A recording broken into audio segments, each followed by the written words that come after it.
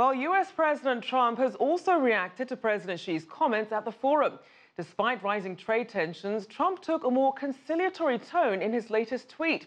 In it, he thanked President Xi for his kind words on tariffs, as well as his enlightenment on intellectual property, and ended it by saying that they will make great progress together. All right, well, for more takeaways from President Xi's speech, I'm now joined live from Hong Kong by Perry Wong. He's Managing Director of Research at the Milken Institute. Thank you for joining us. Thank you for having me.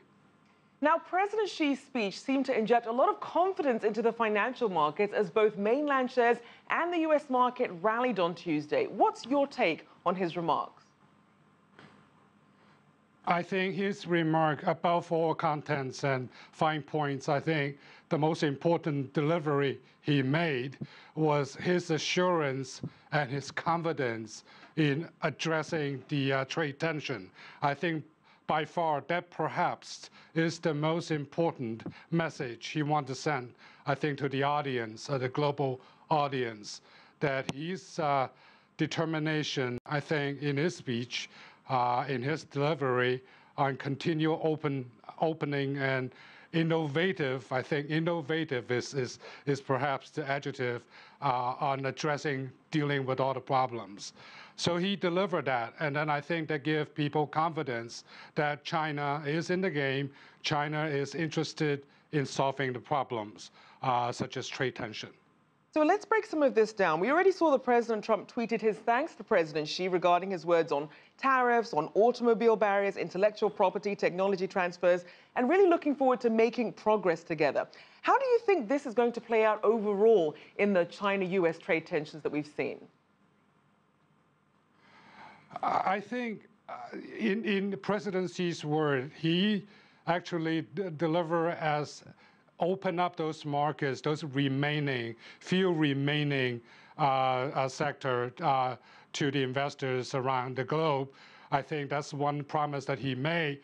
But also in his passages, he made points by saying, I think this is important, that all the developments, including trade policy, will go by what the Chinese government have laid out. Now, this is not new.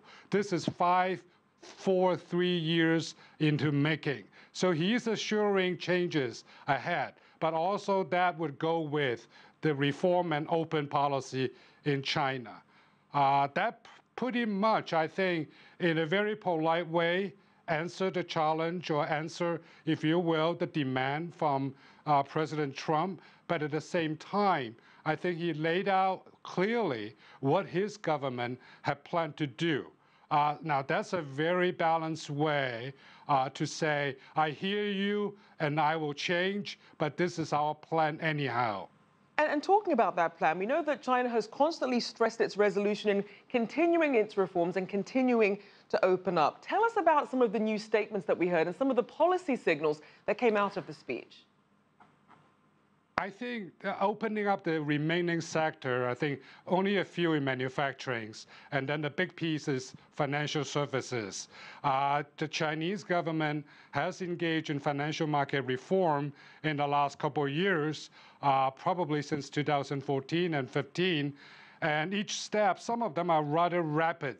So you can see when the government intends to, they can act it very quickly. So that's one big piece. However, I think there are 2 points, I think, in his speech. To me, I think it's a big signal.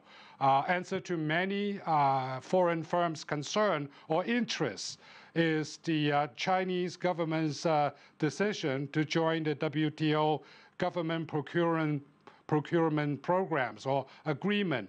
Now, that would open a venue or venues for foreign firms to bid for government contracts in China or services. So that's one.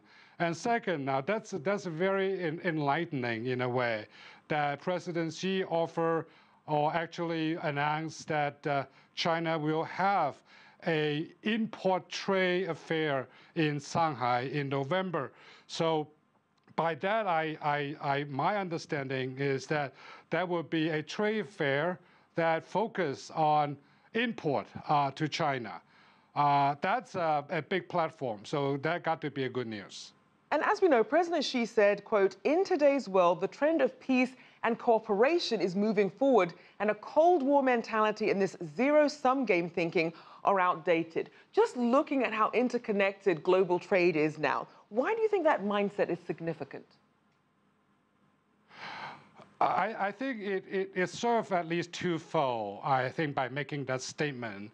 I think, one, he is stating his view or his government's view on how they see the world, openness, cooperations, win-win. And the second one, I think he contrasts himself with President Trump's stand in the way that is, if I win, you must lose, or if you win, I make a bad deal. So I think he tried to get away from that, show up as, I think, at least make the appearance that he is a global leader with the global setting in mind. So in that sense, I think it's a very powerful statement for him to make in the very beginning of his speech.